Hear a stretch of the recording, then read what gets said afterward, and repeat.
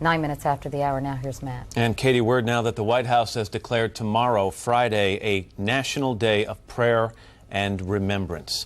FBI and other federal agents are scouring the country this morning following thousands of leads in search of those responsible for these attacks. NBC's justice correspondent Pete Williams is in Denver this morning with the latest on the investigation. Pete, and I'm reading here that the FBI has now received 2,055 calls to its telephone tip line, and I'm sure they're busy following those tips. The telephone tip line and also the special internet tip line that they set up for this, and a sign, Matt, this morning of how international this investigation is. Police in Hamburg, Germany, detaining one person they describe as an airport worker. The Hamburg connection, interesting, of course, because the two suspected hijackers who took their training at the Florida flight school told people there that they had come from Hamburg, Germany. And in the United States, more than 8,000 federal investigators and support staff pursuing leads this morning. Officials say this investigation is moving along surprisingly well, considering that it's coming along so soon after the attacks.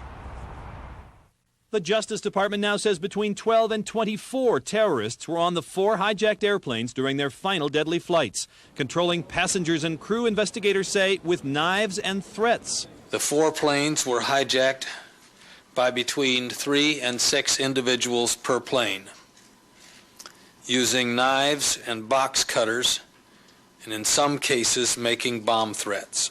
Despite those threats, federal investigators say they found no indication the planes carried explosives, just the explosive power of tanks filled with jet fuel.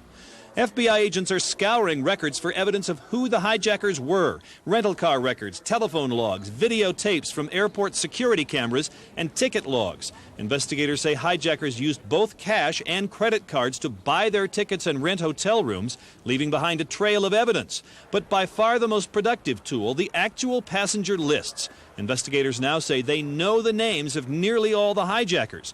Vehicle registration records for a car found at Boston Airport parking garage led investigators to this Florida flight training school, where the FBI believes at least 2 of the hijackers took small plane flying lessons. Federal agents believe other hijackers took lessons through at least 1 other flight school outside Florida.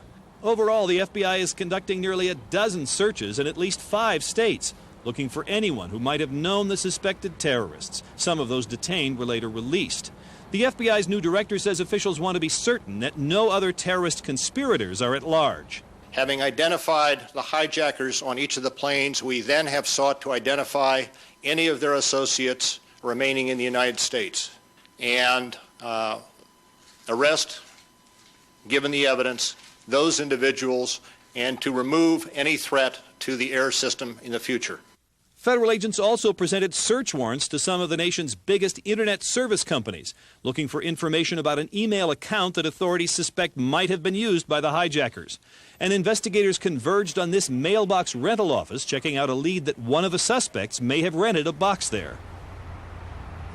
The Justice Department is recommending that when domestic air travel resumes in an hour or so, that federal marshals be posted on selected flights in civilian clothes, ready to foil any potential hijackings if they should occur. And the Justice Department is also recommending vastly increased security and screening for both passengers and their luggage, Matt.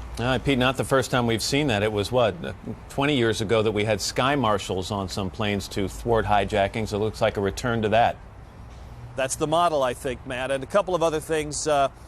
We are now hearing that federal officials think the number of hijackers, even though the Attorney General has given us this range of numbers between 12 and 24, we're now hearing from some federal officials that they think the number of hijackers was probably around 18. That number may change 1 or 2 in the coming day or so. And they believe they know, at least they know the people they suspect were the hijackers. They have all of their names, and now the big task, of course, is to find out who their associates were. One other new piece of information, Matt.